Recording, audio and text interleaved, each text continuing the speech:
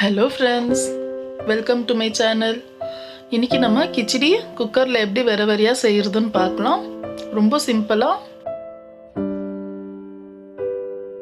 இன்னைக்கு நான் குக்கர்ல 2 ஸ்பூன் எண்ணெய் சேர்த்துக்கிறேன்.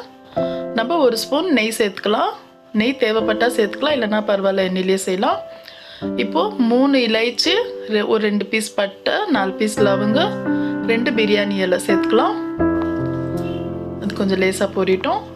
இப்போ ஒரு பெரிய சைஸ் வெங்காயம் ஸ்லைஸாக கட் பண்ணியிருக்கிற ஒரு 3 பச்சை மிளகாய் சேர்த்துக்கலாம். காரத்துக்கு எப்படியோ அப்படி பச்சை மிளகாய் சேர்த்துக்கலாம்.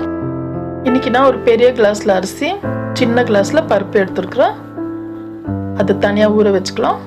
இப்போ இஞ்சி பூண்டு விழுது நம்ம 1 டீஸ்பூன் சேர்த்துக்கலாம். கொஞ்சம் நல்லா இது வதங்கட்டும். இப்போ நம்ம ஒரு கையளவு புதினா சேர்த்துக்கலாம். ஒரு 1/4 டீஸ்பூன் மஞ்சள் தூள் சேர்த்துக்கலாம். இப்போ நல்லா மிக்ஸ் பண்ணிவிட்டு, இப்போ நான் 1 கிளாஸ் அரிசி 1 கிளாஸ் பருப்பு எடுத்துருக்குறேன் இல்லைங்களா. அரிசிக்கு வந்து 2 பங்கு தண்ணி, பருப்புக்கு இதே பாவில் நான் ஒரு கிளாஸ் தண்ணி சேர்க்குறேன். மொத்தம் 3 கிளாஸ் தண்ணி சேர்த்துருக்குறேன்.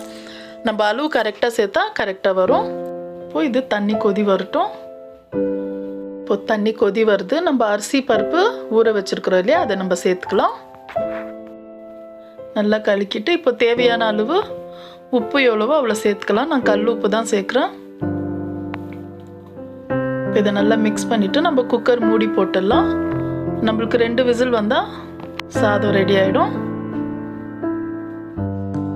இப்போ இது ஒரு பக்கம் இருக்கட்டும். இப்போ நம்ம கிச்சடி சாப்பாடுக்கு புதினா சட்னி இல்லைன்னா நல்லா இருக்காது.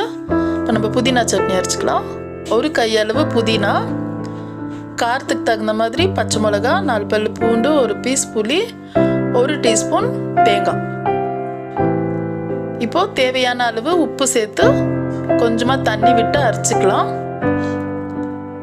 பாருங்க, இப்படி அரைச்சிட்டு இப்போ இது கூட நம்ம ஒரு வெங்காயம் நல்லா நீளமாக கட் பண்ணி இப்படி சேர்த்துட்டு இதை நல்லா நம்ம மிக்ஸ் பண்ணி அப்படியே சாப்பிட்டா ரொம்ப டேஸ்ட்டாக இருக்கும். கண்டிப்பாக ட்ரை பண்ணுங்கள்.